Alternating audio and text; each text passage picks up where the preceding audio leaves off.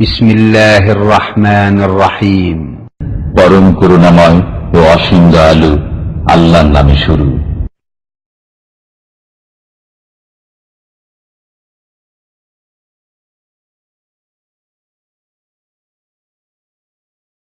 أعوذ بالله من الشيطان الرجيم. بسم الله الرحمن الرحيم. طاسين تلك آيات القرآن وكتاب مبين هدى وبشرى للمؤمنين الذين يقيمون الصلاة ويؤتون الزكاة وهم بالآخرة هم يوقنون. إن الذين لا يؤمنون بالآخرة زينا لهم أعمالهم إن الذين لا يؤمنون بالآخرة زينا لهم أعمالهم فهم يعمهون. أولئك الذين لهم سوء العذاب أولئك الذين لهم سوء العذاب وهم في الآخرة هم الأخسرون. وإنك لتلقى القرآن من لدن حكيم عليم. إذ قال موسى لأهله إني آنست نارا سآتيكم منها بخبر أو آتيكم بشهاب قبس لعلكم تصطلون.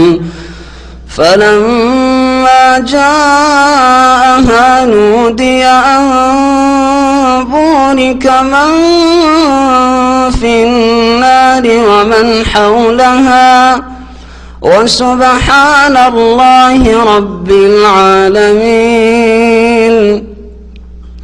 يا موسى إنه أنا الله العزيز الحكيم وألق عصاك فلما رآها تهتز كأنها جان ولا مدبرا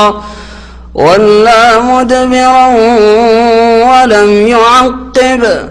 يا موسى لا تخف إني لا يخاف لدي المرسلون إلا من ظلم ثم بدل حسنا بعد سوء فإني غفور رحيم. وأدخل يدك في جيبك تخرج بيضاء من غير سوء في 9 آيات إلى فرعون وقومه في 9 آيات إلى فرعون وقومه إنهم كانوا قوما فاسقين. فلما جاءتهم آياتنا مبصرة قالوا هذا سحر مبين وجحدوا بها واستيقنتها أنفسهم ظلما وعلوا فانظر كيف كان عاقبة المفسدين. السلام عليكم ورحمة الله وبركاته. إن الحمد لله نحمده ونستعينه ونستغفره ونعوذ بالله من شرور أنفسنا ومن سيئات أعمالنا من يهده الله فلا مضل له ومن يضلله فلا هادي له وأشهد أن لا إله إلا الله وحده لا شريك له وأشهد أن محمدا عبده ورسوله صلى الله تعالى عليه وعلى آله وصحبه وسلم تسليما كثيرا يا أيها الذين آمنوا اتقوا الله حق تقاته ولا تموتن إلا وأنتم مسلمون يا أيها الناس اتقوا ربكم الذي خلقكم من نفس واحدة وخلق منها زوجها وبث منهما رجالا كثيرا ونساء واتقوا الله الذي تساءلون به والأرحم إن الله كان عليكم رقيبا يا أيها الذين آمنوا اتقوا الله وقولوا قولا سديدا يصلح لكم أعمالكم ويغفر لكم ذنوبكم ومن يطع الله ورسوله فقد فاز فوزا عظيما أما بعد فأعوذ بالله من الشيطان الرجيم بسم الله الرحمن الرحيم طاسين تلك آيات القرآن وكتاب مبين هدى وبشرى للمؤمنين الذين يقيمون الصلاة ويؤتون الزكاة وهم بالآخرة هم يوقنون إن الذين لا يؤمنون بالآخرة زينا لهم أعمالهم فهم يعمهون أولئك الذين لهم سوء العذاب وهم في الآخرة هم الأخسرون সম্মানিত ভাতৃমণ্ডলী, আল্লাহ পাক রব্বুল আলামিনের সমস্ত প্রশংসা যে আল্লাহ পাক রব্বুল আলামিন কোরআন কারীম নাযিল করেছেন এবং আমাদের মতো বহু মানুষকে এর দ্বারা এই 1400 বছরের মধ্যে হেদায়েত দান করেছেন। আর বহু মানুষ যারা কোরআন কারীমের দাওয়াতকে অবজ্ঞা করেছে, অস্বীকার করেছে, অবহেলা করেছে, তাদেরকে আল্লাহ পাক লাঞ্ছিত অপদস্থ করেছেন। আর কিয়ামত পর্যন্ত আল্লাহ পাকের এই নীতিমালা সুন্নাতুল্লাহ চালু থাকবে। যারা কোরআন কারীমের কাছে এগিয়ে আসবে আল্লাহ পাক তাদেরকে সম্মানিত করবেন, আর যারা কোরআন কারীম থেকে দূরে সরে যাবে আকীদায়, আমলে, আখলাকে, চরিত্রে, আদান প্রদানে আল্লাহ পাক তাদেরকে লাঞ্ছিত অপদস্থ করবেন। শাসক হোক অথবা জনসাধারণ হোক, যে কোনো স্তরের মানুষ হোক না কেন। সালাত এবং সালাম নাযিল হোক প্রিয় নবী মুহাম্মদুর রাসূলুল্লাহ সাল্লাল্লাহু আলাইহি ওয়াসাল্লামের উপর, যাকে আল্লাহ পাক রব্বুল আলামিন কোরআন কারীম দিয়ে সবচেয়ে বেশি সম্মানিত করেছেন, যার সাহাবায়ে কেরামদেরকে তারপরে আল্লাহ পাক সম্মানিত করেছেন, যার উম্মতকে আল্লাহ পাক সম্মানিত করেছেন আল কোরআনুল কারীম দিয়ে। আজকে তাফসীর হবে সূরাতুন নামলের। এই সূরার নাম সূরাতুন নামল এই জন্য যে এই সূরায় পিপিলিকার কথা, যাকে আরবি ভাষায় নামল বা নামলাতুন বলা হয়। নামলাতুন একটি পিপিলিকা, আর নামল মানে পিপিলিকার জাত। পিপিলিকার কথা উল্লেখ করা হয়েছে সুলাইমান আলাইহিস সালামের ঘটনায় এই সূরায়, যে শব্দটিকে নিয়ে নামকরণ হয়েছে সূরাতুন নামল। এই সূরা নবী করিম সাল্লাল্লাহু আলাইহি সাল্লামের মক্কি জীবনে হিজরতের পূর্বে নাযিল হয়েছে। এই সূরায় বিভিন্ন বিষয় উল্লেখ করা হয়েছে, তবে মৌলিক বিষয় মক্কি সূরাগুলির হচ্ছে তাওহীদ, আকীদা, বিশ্বাসের বিষয়, আল্লাহর প্রতি ঈমান, আখিরাতের প্রতি ঈমান, রাসূলের প্রতি ঈমান। এই বিষয়গুলি বিশেষ করে এই সূরায় আলোচনা করা হয়েছে। আর শুরু হয়েছে এই দিয়ে যে কোরআন কারীম দিক নির্দেশনা দেয় বিশ্বাসীদেরকে, সুসংবাদ পেশ করে বিশ্বাসীদের জন্য, এবং বিশ্বাসী মুমিন মানে জাতিসূত্রে, বংশসূত্রে মুমিন হওয়াই নয়, বরং তাদের কিছু কাজকর্ম রয়েছে যা আল্লাহ পাক অপরিহার্য করেছেন, ফরজ করেছেন। তার দু একটি কাজ বিশেষ করে উল্লেখ করা হয়েছে, যা দিয়ে অন্যান্য আমলগুলির দিকে ইঙ্গিত করে দেওয়া হয়েছে যে এইরকম বেশ কিছু ভালো কাজ আছে, যে কাজগুলি করলে ভালো বিশ্বাস আছে, যে বিশ্বাসগুলি রাখলে মুমিন হয়। বিশ্বাসী শুধু যথেষ্ট না, তার সাথে কিছু কর্ম করতে হয়, আমল করতে হয়, তাহলে মুমিন ইমানদার হয়। আর যদি সে আমলগুলি না করে যা আল্লাহ পাক ফরজ ওয়াজিব করেছেন, তাহলে ইমানের দাবিতে মিথ্যুক ওইসব মানুষরা।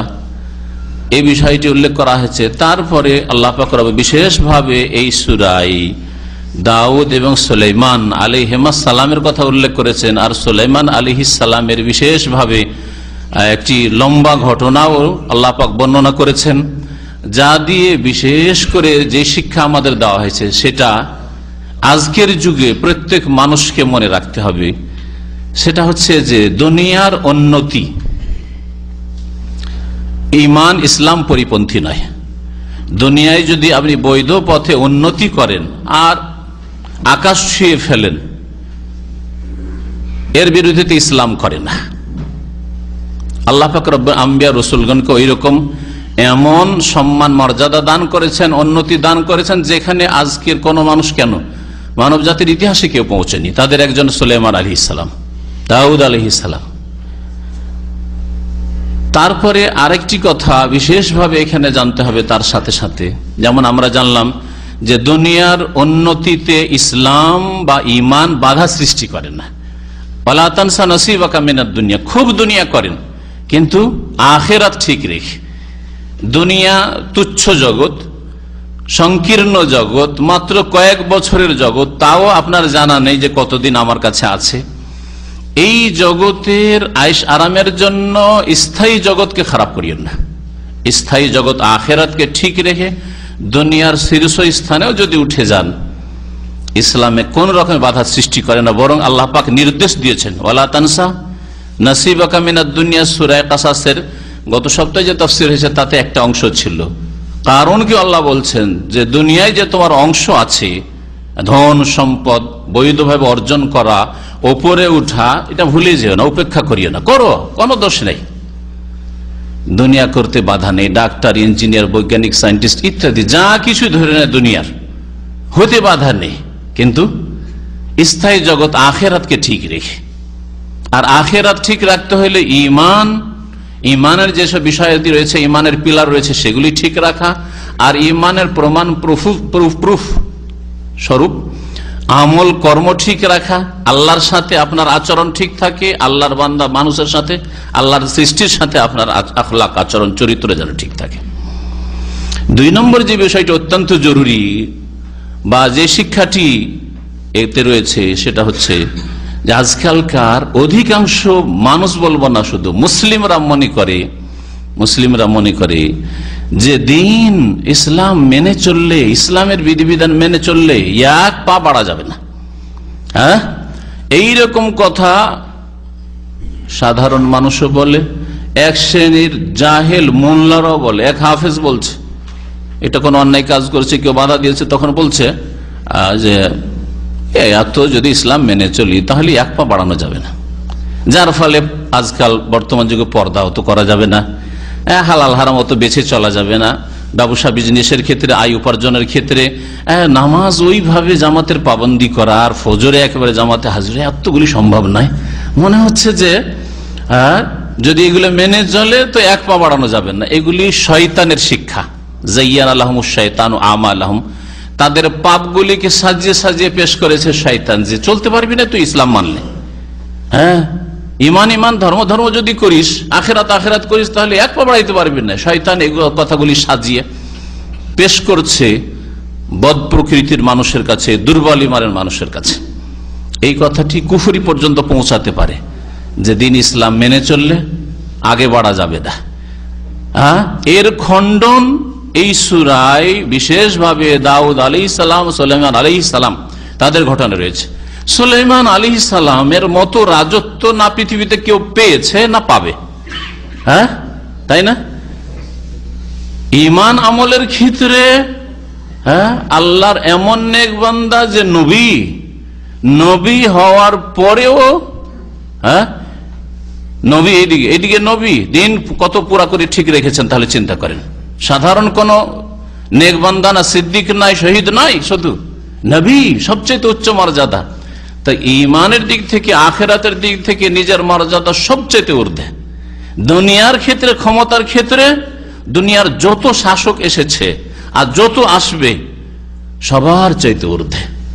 রব্বিগফিরলি ওয়াহাবলি মুলকান লা ইয়ানবাগি লিআহাদিন মিন বাদি, আল্লাহ আমাকে মাফ করে দাও, ওয়াহাবলি মুলকান, আমাকে এমন রাজত্ব দান করো, লা ইয়ানবাগি লিআহাদিন মিন বাদি, আমার পরে যাতে করে কারোর জন্য সেটা সমীচীন না হয়, কেউ না পায়, এমন রাজত্ব দান করো। আল্লাহ পাক তাকে রাজত্ব মানুষের উপর, জিনের উপর, পাখির উপর, পশুর উপর, সমস্ত কিছুর, বাতাসের উপর, সবকিছুর আল্লাহ পাক রাজত্ব দান করেছেন। সুবহানাল্লাহ। দুনিয়ার উন্নতি দুনিয়ার উন্নতির পরিপন্থী দিন নয়, যে দিন মানলে দুনিয়ার উন্নতি করা যাবে না, এই কথা ভ্রান্ত কথা। ঠিক তেমনি দিন করলে যে দুনিয়া করা যাবে, দুটোকে একসাথে করা যাবে না, সেজন্য সেকুলার ইজম নিয়ে আসতে হবে। ধর্মওয়ালারা ধর্ম করো মসজিদে মন্দিরে, হ্যাঁ মন্দিরের ব্যাপারটা হইতে পারে, তাদের ধর্মগুলিতে ধর্মকর্ম শুধু তাদের ওইসব বিশেষ স্থানে সীমিত, কিন্তু দিন ইসলাম, দিন দুনিয়া, হ্যাঁ দুনিয়া আখেরাত দুটোর সমষ্টির নাম।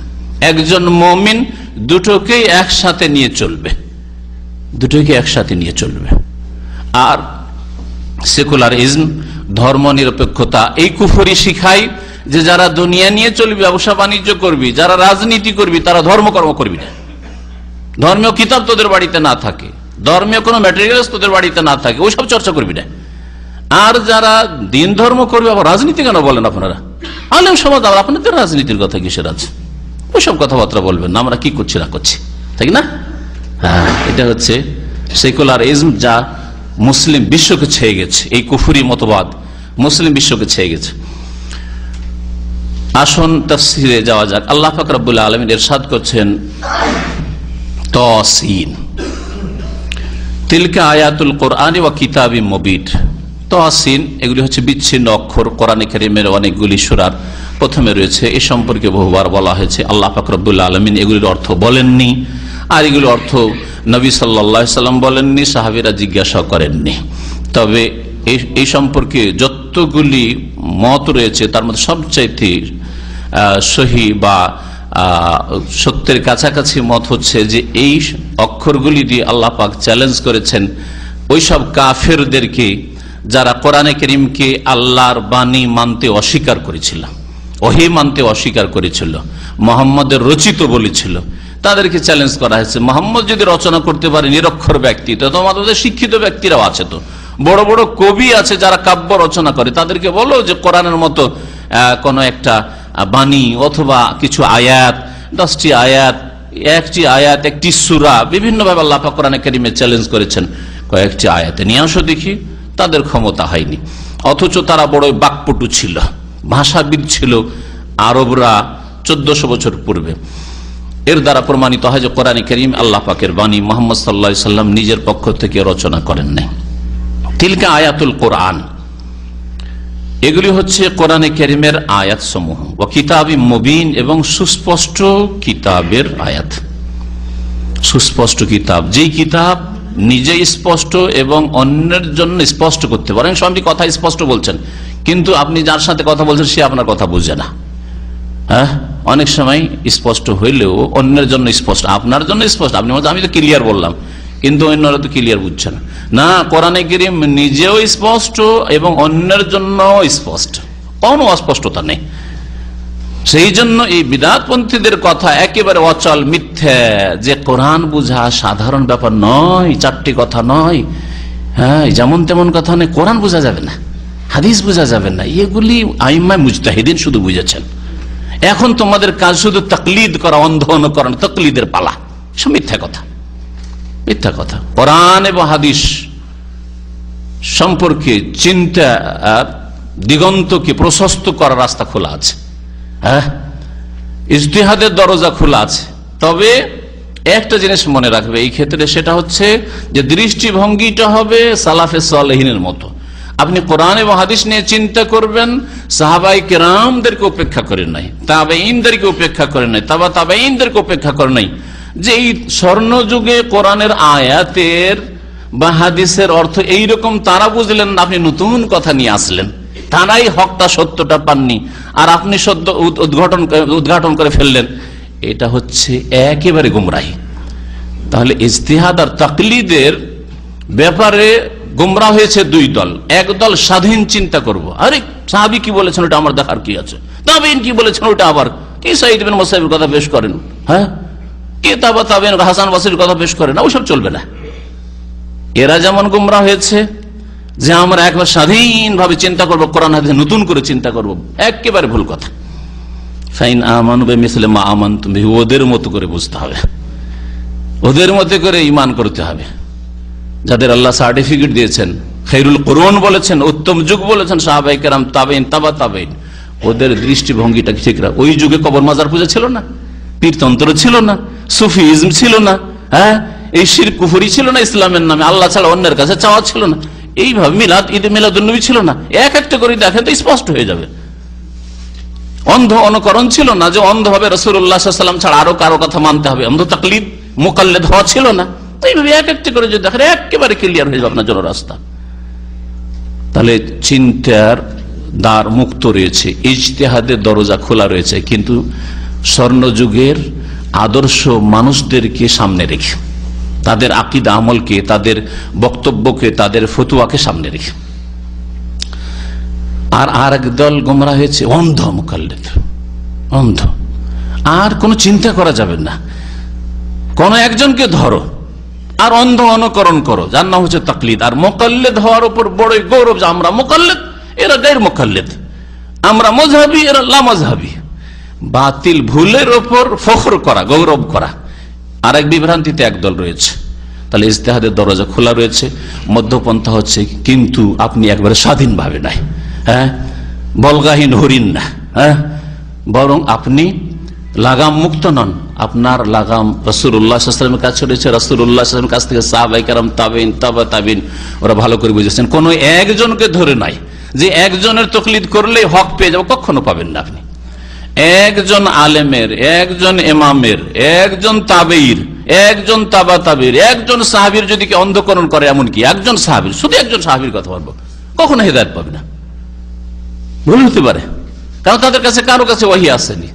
কিন্তু একজন রাসূল মুহাম্মদ রাসূলুল্লাহ সাল্লাল্লাহু আলাইহি সাল্লামকে মানবো, হেদায়েত অবশ্যই পাবে। সুস্পষ্ট কিতাব আল্লাহ পাক নাযিল করেছেন, হুদাম ওয়া বুশরা লিল মুমিনিন, যাতে রয়েছে পথের দিশা, পথের দিশারই এই কিতাব, দিক নির্দেশনা, হিদায়াত রয়েছে, বুশরা আর সুসংবাদ রয়েছে মুমিনদের জন্য। কারণ মুমিনরাই যেহেতু কোরআনে কারীম থেকে উপকৃত হয়, তাদের জন্য সুসংবাদ রয়েছে। যারা মুমিন নাই, কাফের, অবিশ্বাসী, বিশ্বাসী আর অবিশ্বাসী, যারা অবিশ্বাসী, আল্লাহর কিতাব বলে বিশ্বাস করে না, আল্লাহ পাকও যে আসমানি সিলেবাস নাযিল করেছেন এটাই বিশ্বাস করেন না, তাদের জন্য আবার কিসের সুসংবাদ রয়েছে। মুমিন কারা? মুমিন মানে শুধু জন্মসূত্রে মুসলিম নয়, যেই ধারণাটা আজকাল অধিকাংশ মুসলিমদের মগজে ঢুকে আছে, আমরা মুসলিম, নামাজ না পড়লে কি হবে, মুসলিম, হ্যাঁ, রোজা রাখি না, মুসলিম, হ্যাঁ। না না না, আল্লাহ বলছেন না, মুসলিম মুমিন কারা? আল্লাযীনা ইউকিমুনাস সালাত, তাদের কিছু কর্ম আছে, কিছু আকীদা আছে। উদাহরণস্বরূপ শোনো, আল্লাযীনা ইউকিমুনাস সালাত, মুমিন ওরা যারা নামাজ কায়েম করে, সালাত প্রতিষ্ঠা করে। আর সালাত কায়েম করার বিভিন্ন দিক রয়েছে, আমার এর উপরে একটা আলোচনা আছে ঘন্টার উপরে, যে কিভাবে আপনি সালাত কায়েমকারী হবেন। ওর ওয়াক্ত ঠিক রাখা, পরিমাণ ঠিক রাখা, পদ্ধতি ঠিক রাখা, আর যেখানে আল্লাহ গিয়ে পড়তে বলেছেন সেখানে সেটা পড়তে হবে, আদায় করতে হবে, পুরুষদেরকে মসজিদে পড়তে হবে, ইত্যাদি বিভিন্ন দিক রয়েছে। খুশু খুজু, তার যেটা রূহ, আত্মা নামাজের, সেটা ঠিক রাখতে হবে, ইত্যাদি। যারা নামাজ কায়েম করে, তাহলে 5 ওয়াক্তে 4 ওয়াক্ত করলে নামাজ কায়েম করলো না, টাইম পার করে সূর্য ওঠার পরে ফজর পড়লে নামাজ কায়েম করলো না, হ্যাঁ, বিদাতি তরিকায় নামাজ পড়লে, নাওয়াইতো দিয়ে নামাজ পড়লে নামাজ কায়েম করলো না, ইক্তাদাতে বিহাজাল ইমাম দিয়ে পড়লে নামাজ কায়েম করলো না, যায় নামাজের দোয়া দিয়ে পড়লে নামাজ কায়েম করলো না, সম্মিলিত মোনাজাত নবী সাল্লাল্লাহু আলাইহি ওয়াসাল্লাম করেননি, সাহাবীরা করেনি, করলে নামাজ কায়েম করলো না। নামাজ কায়েমের বিভিন্ন দিকগুলি যেন ঠিক থাকে, যেইভাবে সোজা করে আল্লাহ দান করেছেন যেই নামাজ, ওই নামাজ রাসূলুল্লাহ সাল্লাল্লাহু আলাইহি ওয়াসাল্লাম আদায় করেছেন, সেই নামাজ আদায় করবে। সাল্লু কামা রাআইতুমুনি উসাল্লি, তোমরা সালাত ওইভাবে আদায় করো যেভাবে আমাকে সালাত আদায় করতে দেখলে। রাসূলুল্লাহ নামাজ পড়তে হবে সাল্লাল্লাহু আলাইহি ওয়াসাল্লাম। ওয়া ইউতুনাজ যাকাত, আর যাকাত প্রদান করে, তাহলে মুমিন মুসলিম পরিচয় দিতে পারবে। ওয়া হুম বিল আখিরাতি হুম ইউকিনুন, আর তারা এর সাথে সাথে পরকালে দৃঢ় বিশ্বাস রাখে। পরকাল সম্পর্কে সামান্য কোনো সন্দেহ নেই, পরকাল সম্পর্কে গাফিলতি নেই।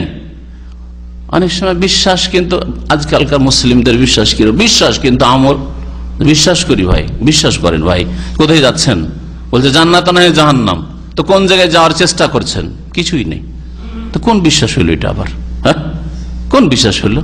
ইয়াকিন, আল্লাহ বলেছেন ইয়াকিন থাকলে আপনি ইয়াকিন মোতাবেক কাজ করবেন। আপনার দৃঢ় বিশ্বাস, দৃঢ় বিশ্বাস, যে এই করলে এই হবে, তাহলে সেই মোতাবেক কাজ করবেন। যদি ক্ষয়ক্ষতির আশঙ্কা থাকে কখনো যাবেন না ওই জায়গায়। যদি কল্যাণের সম্ভাবনা থাকে তাহলে অবশ্যই যাবেন। বিশ্বাস আছে আমার মঙ্গল হবে সেখানে, তাহলে অবশ্যই যাবেন। তা আপনি যদি জান্নাত জাহান্নামে বিশ্বাস রাখেন, আখিরাতে বিশ্বাস রাখেন, হিসাব জবাবদেহিতে বিশ্বাস রাখেন, আল্লাহর সামনে হাজিরা দিতে হবে, এক একটি করে জবাবদেহি করতে হবে, বিশ্বাস রাখেন, তাহলে সেই মোতাবেক কর্ম হবে, আকীদা হবে। ইন্নাল্লাযীনা লা ইউমিনুনা বিল আখিরাহ, নিশ্চয়ই যারা পরকালে বিশ্বাস করে না, যারা পরকালে বিশ্বাসী নয়, দাবিদার বিশ্বাসের অন্যায় বিশ্বাসী করে না।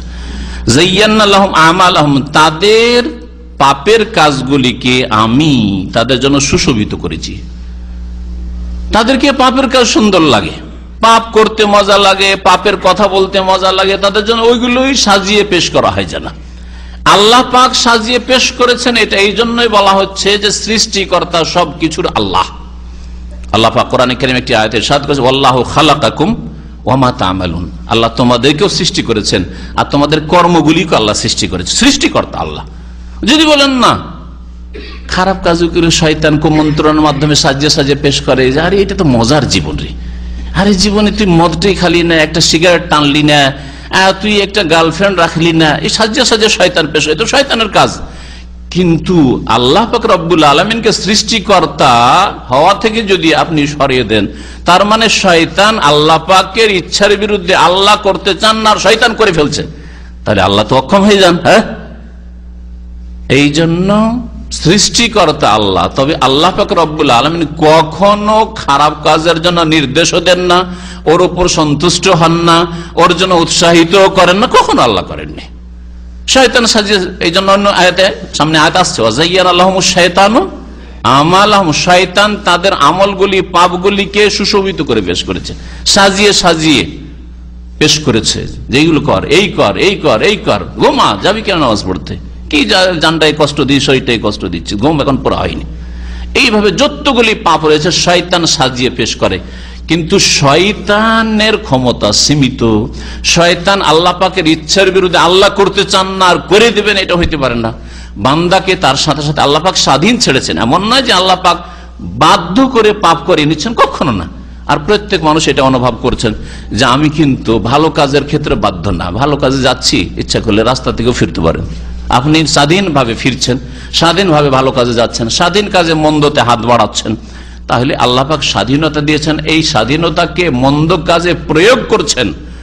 খারাপ জায়গায় গিয়ে আপনি আপনার পরিশ্রম লাগাচ্ছেন, সেই জন্য আপনাকে আল্লাহর সামনে আসামি হইতে হবে, জবাবদেহি করতে হবে। আল্লাহ বলেছেন যে ভালো কাজে তোমার মেহনত পরিশ্রম লাগাও, স্বাধীন আল্লাহ পাক করেছেন আপনাকে। যারা পরকালে বিশ্বাস করে না তাদের জন্য আমি তাদের কাজগুলিকে সুশোভিত করেছি, ফাহুম ইয়ামাহুন, সুতরাং তারা সেই বিভ্রান্তিতে ঘুরপাক খেতে থাকে। ইয়ামাহুন মানে ঘুরপাক খেতে থাকে, গুমরাহিতেই ঘুরপাক খেতে থাকে। উলাইকা আল্লাযীনা লাহুম সুউল আযাব, এইসব লোকেরা যারা পরকালে বিশ্বাসী নয়, পরকাল সম্পর্কে চিন্তা নেই, যার ফলে দুনিয়ায় পাপে ডুবে থাকলো আর ওই পাপের কাছেই ঘুরপাক খেতে, যেখানে গুনাহ আছে, অন্যায় আছে, ওখানে আছে, ভালো কাজে অংশ নেই তাদের, এদের জন্য বড় মন্দ শাস্তি রয়েছে। সুউল আযাব, আল্লাহ বলছেন খুব খারাপ শাস্তি রয়েছে। ওয়াহুম ফিল আখিরাতি হুমুল আখসারুন, আর তারা পরকালে সবচেয়ে বেশি ক্ষতিগ্রস্ত। ইসিম তাফজিল, খাসিরুন নয়, আখসারুন, অধিক ক্ষতিগ্রস্ত, ওদের চাইতে বেশি জিরো আর কেউ হবে না। দুনিয়ার হিরো নেতৃত্বে, পয়সায় দুনিয়ার হিরো, শিক্ষায় দুনিয়ার শিক্ষায় হিরো হয়েছিল, কিন্তু আখেরাতে জিরো হবে। কেন? আখেরাতে বিশ্বাস ছিল না, সেজন্য আখেরাতের জন্য কিছু করেনি। জান্নাত লাভের জন্য না আকীদা, না আমল ছিল, কর্ম ছিল, মেহনত ছিল। আর পাপের কাজ খুব মজা লাগতো, ওতেই ঘুরপাক খেতে থাকতো, যার ফলে এদের জন্য কঠোর শাস্তি, আর এরা সবচেয়ে বেশি ক্ষতিগ্রস্ত, জিরো। ওয়াইন্নাকা লাতুলাক্কাল কোরআন, এরপরে নবী করিম সাল্লাল্লাহু আলাইহি ওয়াসাল্লামকে আল্লাহ পাক সম্বোধন করেছেন যে কোরআন তোমার গড়া নয়, তোমার তৈরি করা নাই, আমি আল্লাহ নাযিল করেছি, আল্লাহর পক্ষ থেকে কোরআন এসেছে। কাফেরদের, অবিশ্বাসীদের জানিয়ে দাও, মানব জাতিকে জানিয়ে দাও, ওয়াইন্নাকা, আর নিঃসন্দেহে নবী তুমি লাতুলাক্কাল কোরআন, অবশ্যই হাসিল করছো। তালাক্কা, তালাক্কা মানে কোনো কিছু অর্জন করা, হাসিল করা। তুমি কোরআন হাসিল করছো মানে কোরআন প্রাপ্ত হচ্ছ, প্রাপ্ত হয়েছ বা হচ্ছ মিল্লাদুন হাকিমিন আলিম, এমন এক সত্তার পক্ষ থেকে যিনি বড়ই প্রজ্ঞাবান, হাকিম হেকমতের অধিকারী, যার কথায় কাজে বিধানে আদেশ নিষেধে হেকমত প্রজ্ঞা রয়েছে। আলিম, যিনি সর্বজ্ঞ, সবকিছুই জানেন, কোনটা কার জন্য কল্যাণকর হবে, কোন সময়ের জন্য কোনটা সমীচীন হবে, আল্লাহ পাক সবকিছুই জানেন। এবং আল্লাহ পাকের প্রত্যেকটি জিনিসে হিকমত রয়েছে। তার পক্ষ থেকে এই কোরআন তুমি প্রাপ্ত হয়েছ। এরপরে মূসা আলাইহিস সালামের সম্পর্কে তার বড় ঘটনা রয়েছে, বাল্য জীবন থেকে শুরু করে, যা সূরা কাসাসে আর কোন সূরায় এর আগে পড়েছেন, হ্যাঁ সূরা তাহাতে পড়েছেন। এখানে সংক্ষেপে বলা হয়েছে বিশেষ একটা অংশ, তার নবুয়ত প্রাপ্তি, যে নবী হইলেন, রাস্তায় আল্লাহ পাক ডাকলেন, আল্লাহ পাক রব্বুল আলামিন ডাক দিলেন তাকে, আগুন দেখে গেলেন, কিন্তু সেটা আগুন ছিল না, আল্লাহ পাকের নূর ছিল, সবুজ গাছে, সবুজ পাতা বিশিষ্ট গাছ, আর দেখে মনে হচ্ছে আগুন জ্বলছে, সেটা আগুন ছিল না। তারপরে আগুন যদি জ্বলে তো সবুজ পাতাগুলি জ্বলে যাবে, পাতাও সবুজ হয়ে রয়েছে, আর আগুনও দাও দাও করে জ্বলছে, আজব দৃশ্য। এই দৃশ্য দেখলেন মূসা আলাইহিস সালাম, আল্লাহর পক্ষ থেকে নবী হলেন, রসুল হলেন। আল্লাহ পাক হুকুম করলেন, যাও, তোমাকে যে দায়িত্ব দিচ্ছি সেই দায়িত্ব পালনে তুমি যাও, দাওয়াত দিতে যাও ফেরাউনকে আর ফেরাউনের অনুসারীদেরকে। মহান আল্লাহ ইরশাদ করেছেন, ইয ক্বালা মূসা লিআহলিহি, স্মরণ করো যখন মূসা আলাইহিস সালাম নিজ পরিবারকে বললেন। কখন? যখন মাদিয়ান থেকে, শ্বশুর বাড়ি থেকে মোহরানা আদায় করে দিয়ে 10 বছর মজুরি করে চাকরি করে ফিরে আসলেন, আর রাস্তায় যাচ্ছেন, রাতের অন্ধকার, বড়ই প্রচন্ড শীত, অন্ধকার রাস্তা হারিয়ে ফেলেছেন আর শীতে কাঁপছেন। বিবির জন্য, বাচ্চার জন্য প্রয়োজন রয়েছে আগুনের, আগুন পোহাতে হবে, একটু শরীরকে গরম করতে হবে, রাস্তাও জানতে হবে, দুটোই গরম, রাস্তাও জানতে হবে, যাচ্ছি কোন দিকে কিছু বুঝতেও পারছি না রাতের অন্ধকারে। ইয ক্বালা মূসা লিআহলিহি, যখন মূসা আলাইহিস সালাম বললেন নিজ পরিবারকে, ইন্নী আনাস্তু নারা, সূরা কাসাস হচ্ছে উমকুসু, থামো থামো, ইন্নী আনাস্তু নারা, আমি আগুন দেখতে পেয়েছি, সাআতিকুম মিনহা বিখাবার, শীঘ্রই আমি তোমাদের কাছে ওখান থেকে কোন সংবাদ নিয়ে আসবো, মানে রাস্তার সংবাদ, কোন দিকে গেলে আমরা আমাদের দেশে পৌঁছিতে পারবো। আও আতিকুম বিশিহাবিন কাবাসিন, অথবা তোমাদের কাছে নিয়ে আসবো অগ্নিকাষ্ঠ, বিশিহাবিন কাবাস, আগুনের আঙ্গার নিয়ে আসবো, সে আগুন নিয়ে আসবো, লাআল্লাকুম তাসতালুন, যাতে করে তোমরা আগুন পোহাতে পারো। ফালাম্মা জাআহা, যখন মূসা আলাইহিস সালাম সেই আগুনের কাছে পৌঁছলেন, নুদিয়া, তখন তাকে ডাক দেওয়া হলো, আল্লাহর পক্ষ থেকে ডাক আসলো, আনবুরিকা মান ফিন নার ওয়া মান হাওলাহা, যে বরকত প্রাপ্ত হয়েছে সেই সত্তা, যিনি ফিন্নার, আগুনে যাকে, আগুন তোমার দৃষ্টিতে আগুন দেখছো, আর আগুনের মধ্যে যাকে দেখছো, ওমান হাওলাহা, আর যারা এই আগুনের আশেপাশে রয়েছে, আগুনের আশেপাশে অসংখ্য ফেরেশতা রয়েছেন, তারা বরকতপূর্ণ আল্লাহ পাকের জাতের পরে। আগুনের পাশে মূসা আলাইহিস সালাম এসেছে, মূসা আলাইহিস সালাম বরকতপূর্ণ, মুবারক। আনবুরিকা মান ফিন্নার ওয়া মান, আল্লাহ পাক তাবারাকাল্লাযী বিয়াদিহিল মুলক, বরকতময় আল্লাহ পাক রব্বুল আলামিন, বরকতের আধার, বরকতের মালিক আল্লাহ, এবং ফেরেশতারা বরকতপূর্ণ। মূসা আলাইহিস সালামের জীবন বরকতপূর্ণ, যেন ভবিষ্যৎবাণী, সুসংবাদ যে তোমার জীবন বরকতময় জীবন, আর তুমি যেই জায়গায় এসছো কোনো বিপদের জায়গায় আসনি, যে কোনো বালা মুসিবত আছে, কোন বিপদে পড়লাম, বরং তুমি বরকতের স্থানে এসেছো। ওয়া সুবহানাল্লাহি রাব্বিল আলামিন, এবং আল্লাহ পাকের পবিত্রতা ঘোষণা করি, যিনি বিশ্বজাহানের প্রতিপালক। ইয়া মূসা, হে মূসা, ইন্নাহু আনাল্লাহুল আজিজুল হাকিম, এখানে আগুন টাগুন নাই, হ্যাঁ, এখানে তোমার কোনো আশঙ্কার কিছু নেই, ভয়ের কিছু নেই, আমি আল্লাহ, আনাল্লাহ আল আজিজ, যিনি সর্বজয়ী, মহাপরাক্রান্ত, আল হাকিম, যিনি মহাবিজ্ঞানী বা প্রজ্ঞাবান। ওয়া আলকি আসাক, আল্লাহ পাক রব্বুল আলামিন এখন মূসা আলাইহিস সালামকে দুটো মুজিজা দেখিয়ে দিয়েছেন, 9টি মুজিজা দিয়েছিলেন, যার কথা সূরাতুল ইসরা, সূরা বনী ইসরাঈল আল্লাহ পাক বলেছেন, ওয়ালাকাদ আতাইনা মূসা 9 আয়াতিন বাইয়িনাত, সুস্পষ্ট 9টি মুজিজা দিয়েছিলাম। তার 2টি এখানে আল্লাহ পাক দেখেন, কারণ নবীদেরকে আল্লাহ পাক শক্তিশালী করেন মুজিজার ক্ষমতা দিয়ে, মুজিজা নবীদের হাতে থাকে না, আল্লাহ পাকের হাতে। মুজিজা নবীদের অলৌকিক কাজগুলি যদি নবীদের হাতে ক্ষমতায় না থাকে, তাহলে নেক লোকদের কেরামত তাদের ক্ষমতায় কি করে থাকতে পারে? কেরামতের ফ্যাক্টরি যখন ইচ্ছা কেরামত দেখাচ্ছে, এগুলি ভণ্ডামি। সব আল্লাহর হাতে, সবকিছু আল্লাহর হাতে।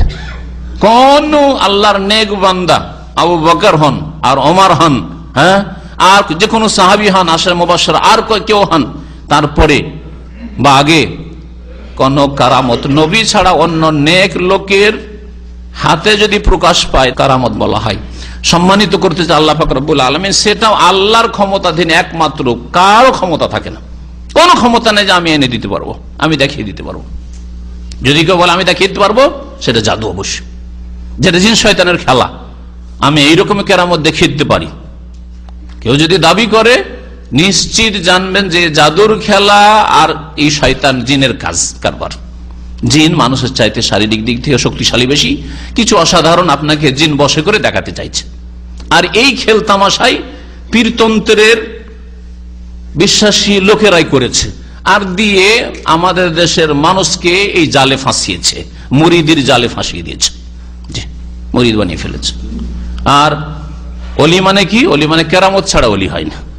কোরআন হাদিস তো বলে না যে কেরামত ছাড়া অলি হয় না। কোরআন হাদিস বলে ইমান তাকওয়া ছাড়া অলি হয় না।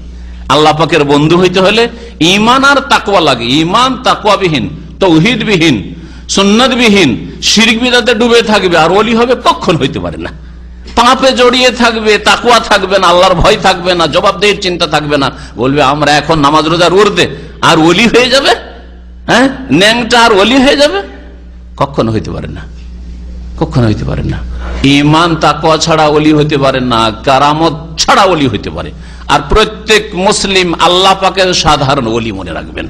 আর মুসলিম তার ইমান আমলে যত বেশি অগ্রগামী হবে, তত বড় আল্লাহ পাকের ওলি হইতে পারবে। ইমান তাকওয়াতে যত বেশি এগোতে পারবে, তত বেশি আল্লাহ পাকের ওলি হবে বড়। আর এর জন্য একটি কেরামতের শর্ত নেই, একটি কারামতের শর্ত নেই যে ওলি যেহেতু সুতরাং তার কেরামতি হইতে হবে। একেবারে ডাহা মিথ্যা কথা, এইরকম মতবাদ আল্লাহ নাযিল করেননি যে ওলির জন্য কারামত শর্ত।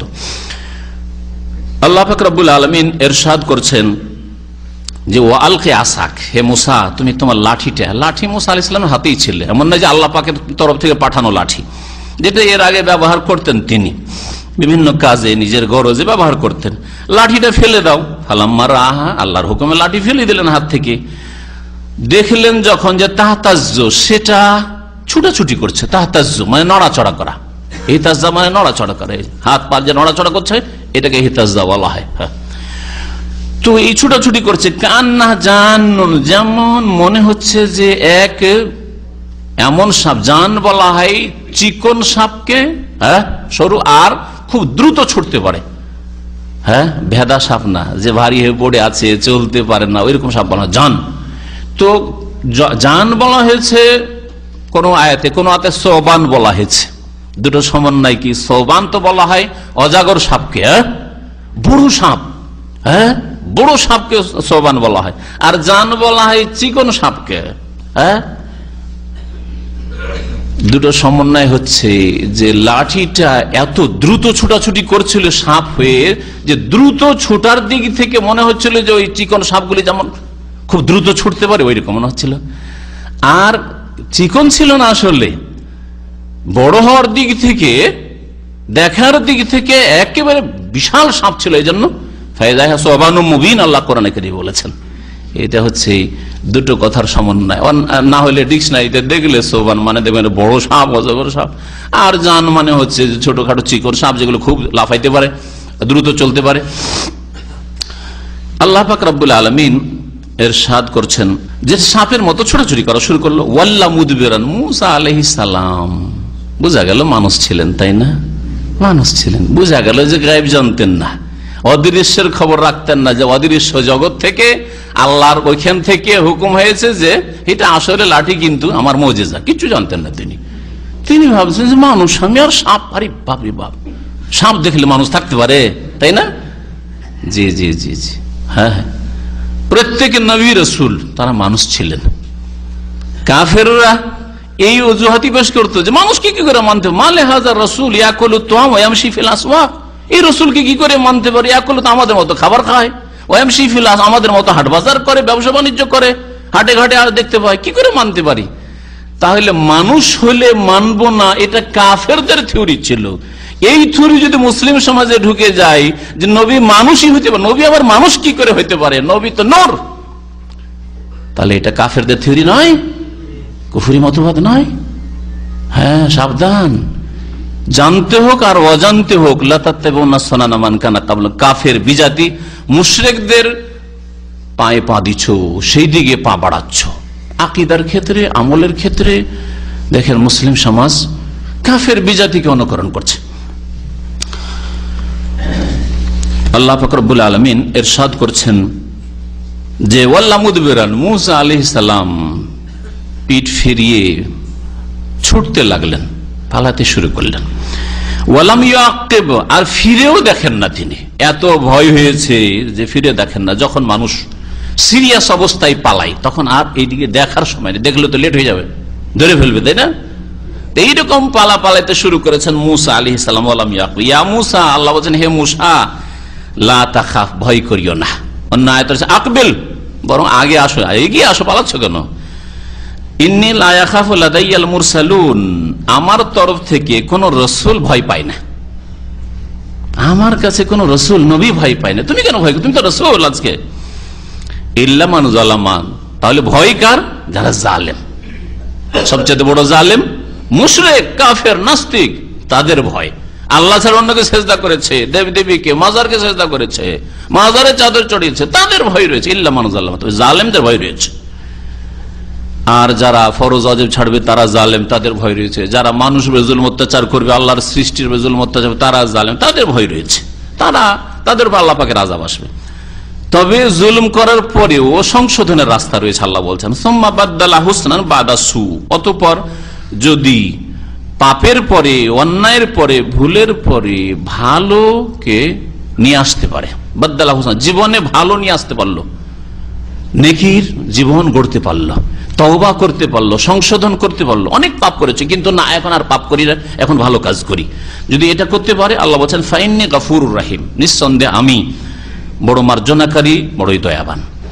ও আদখিল ইয়াদাকা ফি জাইবিকা, দ্বিতীয় মুজিজা, আল্লাহ বলছেন তোমার হাতটা তোমার জামার বুকে যে ফাটল রয়েছে সেই ফাটল দিয়ে ঢুকাও। জাইব ওটাকে বলা হয়, এর আগে তাফসীরে বলেছি, অর্থাৎ তোমার বগলে নিয়ে যাও, ভিতর দিয়ে ঢুকিয়ে বগলে তোমার হাতটা নিয়ে যাও। তাখরুজ বায়দা, তাহলে তোমার হাতটা বেরিয়ে আসবে শুভ্র উজ্জ্বল হয়ে, মিন গায়রি সুইন, দোষ মুক্ত, কোন দোষ নেই, রোগের কারণে সাদা হয়ে আসবে না, বরং দোষ মুক্ত, ব্যাধি মুক্ত, শুভ্র উজ্জ্বল হয়ে তোমার হাতটা বেরিয়ে আসবে। ফি তিসি আয়াতিন ইলা ফিরআউন ওয়া কওমি, ফিরআউন আর তার জাতির উদ্দেশ্যে 9টি যে নিদর্শন আমি দেব, তার অন্তর্ভুক্ত হচ্ছে এই 2টি নিদর্শন, 2টি মুজিজা। ফি তিসি আয়াত, ইন্নাহুম কানু কওমান ফাসিকিন, কারণ এই ফিরআউন আর ফিরআউনের জাতি পাপিষ্ঠ, পাপাচার জাতি হয়েছে। ফাসিক মানে হচ্ছে বিরুদ্ধাচরণকারী, ফাসিক মানে আল্লাহর নাফরমানি যারা করে, ফাসিক মানে যারা আল্লাহর আনুগত্য থেকে বেরিয়ে গেছে, ফাসাকা ইয়াফসুক মানে বেরিয়ে যাওয়া। তো এরা পাপিষ্ঠ জাতি, আল্লাহ পাকের আনুগত্য থেকে বেরিয়ে গিয়েছে। ফাসিক, বড় ফাসিক হচ্ছে কাফের মুশরিক, আর তারপরে যে কোনো গুনাহগার কাবিরা গুনাহ করলে ফাসিক হয়, অথবা সাগীরা গুনাহ অহরহ ডাল ভাতের মতো করলেই ফাসিক হয়ে যায়, মানে আল্লাহর নাফরমান হয়। ফালাম্মা জাআতুম আয়াতুনা মুবসিরা, অতঃপর যখন তাদের কাছে, অর্থাৎ ফিরআউন আর ফিরআউনের অনুসারীদের কাছে, জাতির কাছে আমার নিদর্শন বা মুজিজাগুলি উজ্জ্বল হয়ে আসলো, মুবসিরাতান, উজ্জ্বল স্পষ্ট হয়ে আসলো, কালু, তখন তারা বলল হাযা সিহরুম মুবিন, এ তো হচ্ছে স্পষ্ট জাদু। লাঠিকে জাদু বললো, আর বগলে হাত দিলে উজ্জ্বল হয়ে উঠে, এই মুজিজা, এটাও জাদু, এইসব মুসার জাদু। আল্লাহ পাক রব্বুল আলামিন বলছেন যে অন্তর থেকে এসব কথা বলেছিলেন না, অন্তর থেকে বলেনি, কিন্তু দুনিয়ার গরজে মানুষকে বিভ্রান্ত করার জন্য মনে বিশ্বাস থাকলেও প্রকাশ পেতে দেয়নি।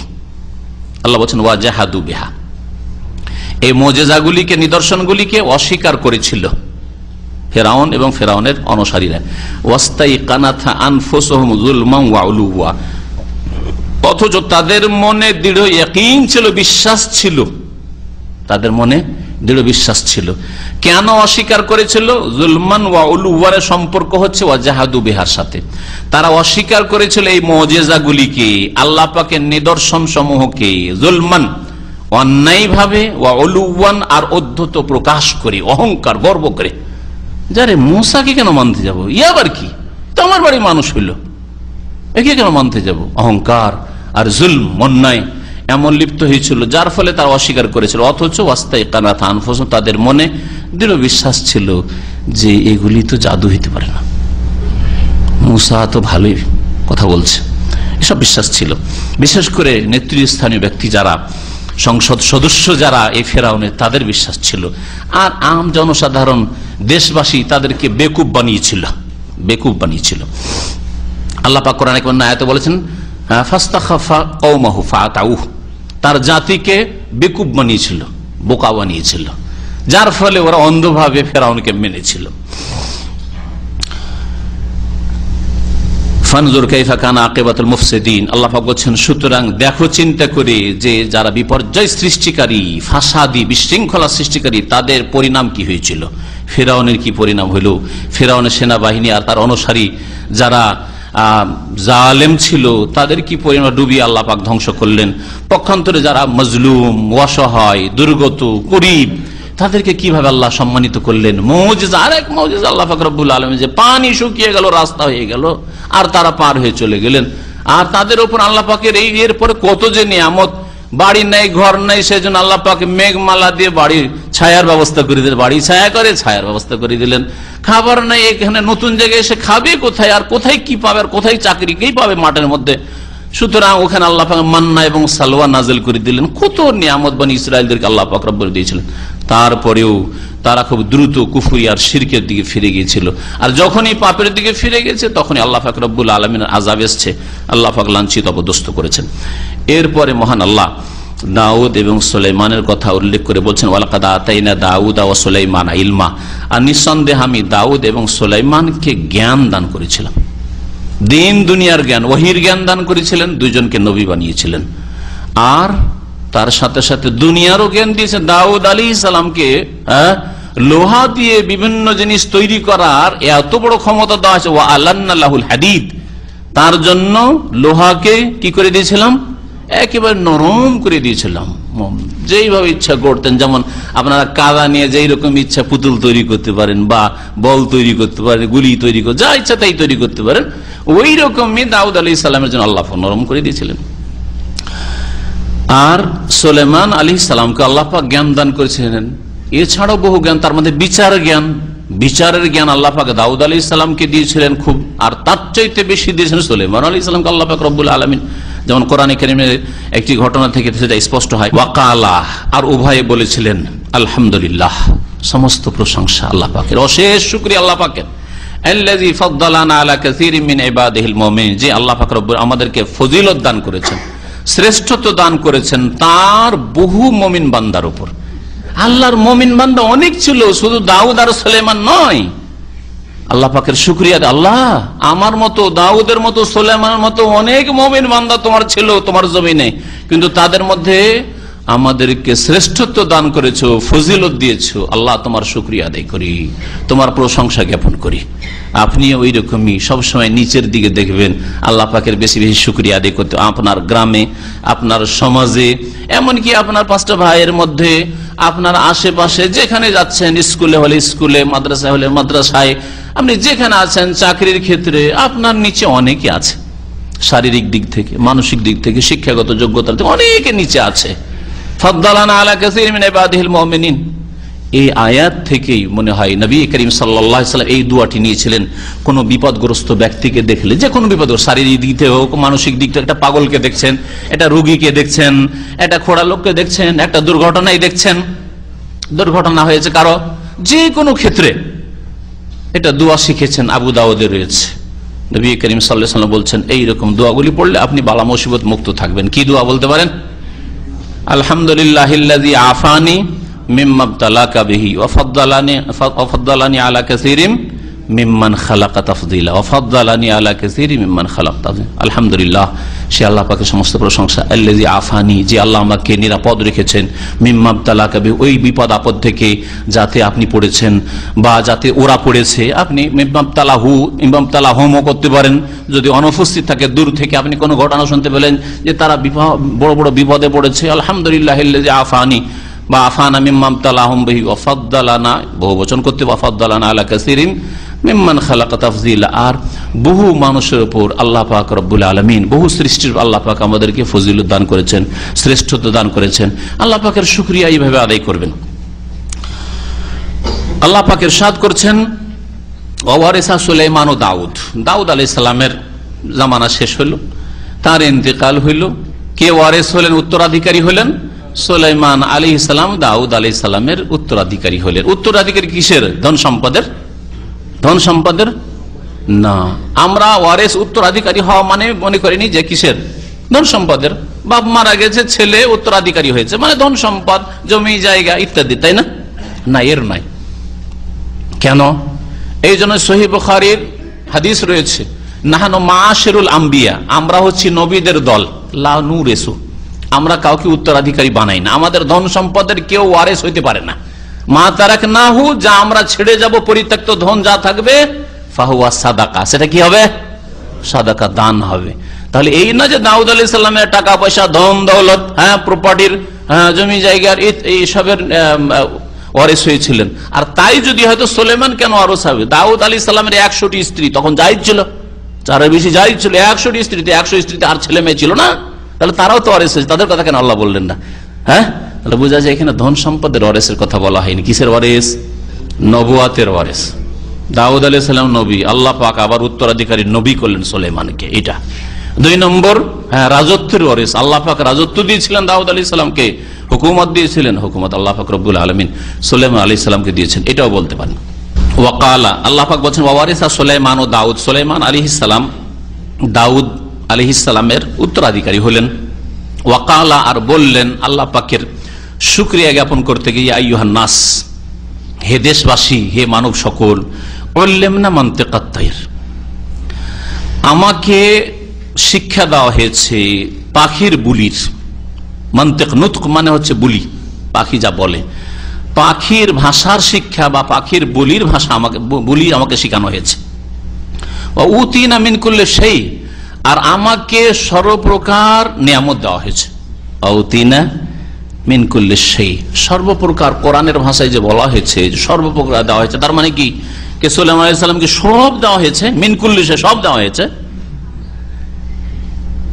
সুলাইমান আলাইহিস সালামকে সব দেওয়া হয়েছে বা সর্বপ্রকার নিয়ামত দেওয়া হয়েছে একটি দেশ পরিচালনার জন্য, একটি শক্তিশালী রাজত্বের জন্য, একটি শক্তিশালী শাসনের জন্য যা লাগে তা দেওয়া হয়েছে।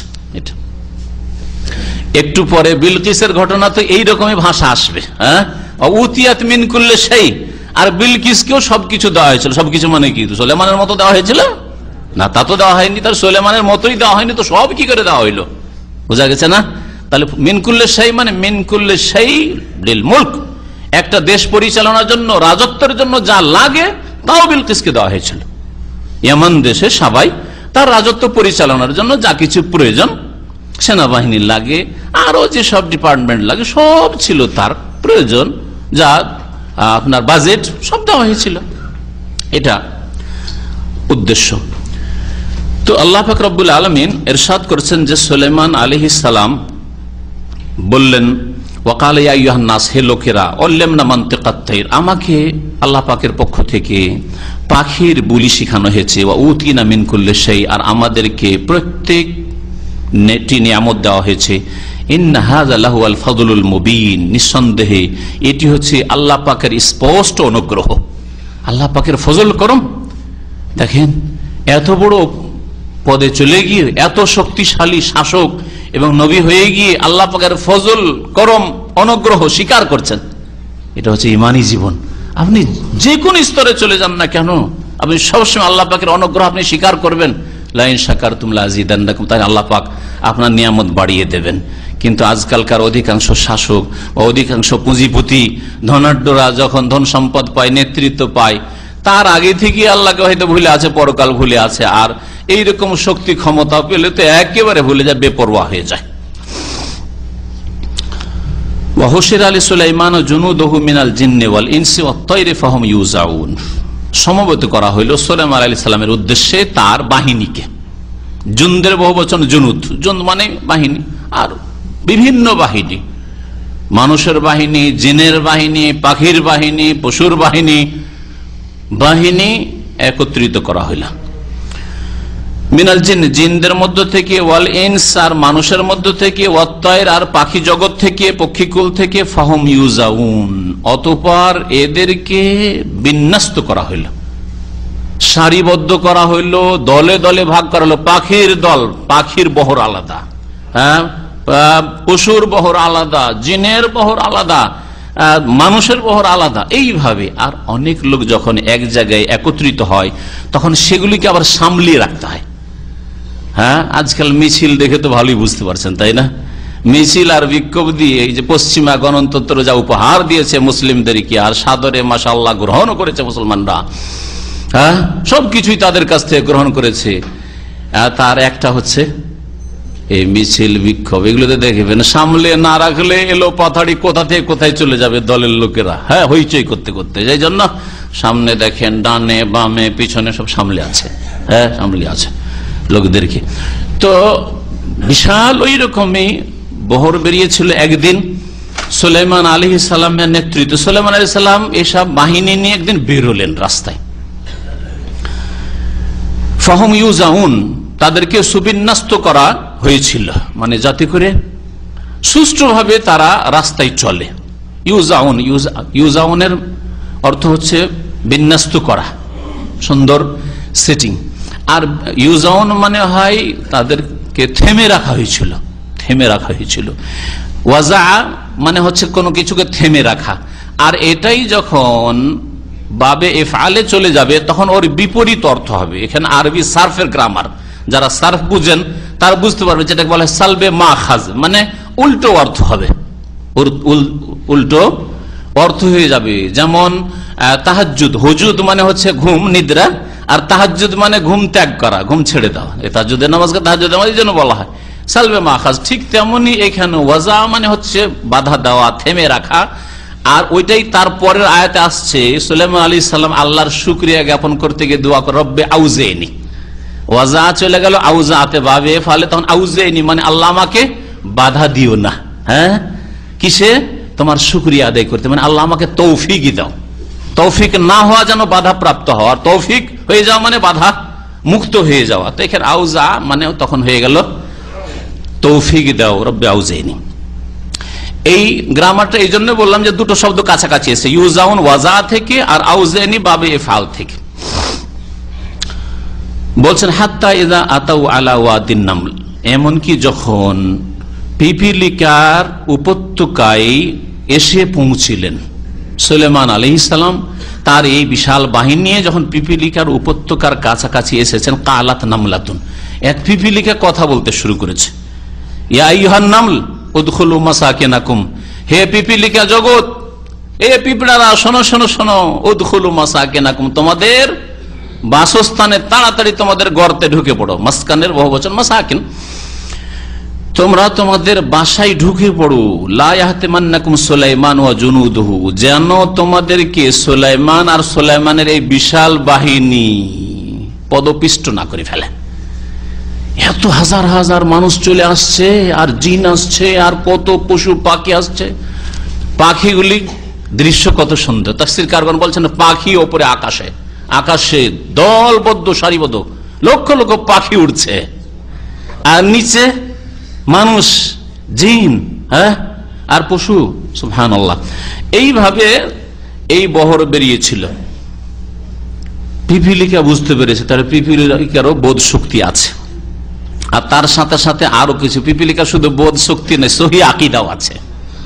এটাও দেখো, পিপিলিকার সহি আকীদা শুধু না, পাখিরও সহি আকীদা আছে। ওরা শিরকি কুফরি বিদাতি আকীদা রাখে না, কিন্তু হতভাগা মানুষ শিরকি বিদাতি আকীদা রাখে। ওইটা এই শিক্ষাটা আজকের তাফসীরে পাবেন, আর যদি না পৌঁছতে পারি হুদহুদ পর্যন্ত, তো ইনশাআল্লাহ তাআলা আগামী সপ্তাহে পাবেন। তাহলে এইরকম যারা বদ আকিদা, শিরকি বিদাতি আকিদা রাখে, তাদের চাইতে ভালো হচ্ছে পাখি, তাদের চাইতে ভালো হচ্ছে পিপিলিকা। এই জন্য আল্লাহ বলেছেন উলাইকা কাল আনাম, যারা আল্লাহ পাকের বিধান মোতাবেক জীবন যাপন করে না চতুষ্পদ জন্তুর মতো। বালহুম আযাল, আরে চতুষ্পদ জন্তু ভালো, ওরা তো শিরক কুফরি করে, কবর মাজার পূজা করতে যায় না, যায় মুরিদ হতে যায়, হ্যাঁ বিদাত করতে যায়, ঈদে মিলাদুন নবী করে বেড়ায়, হ্যাঁ কিছু করেন না।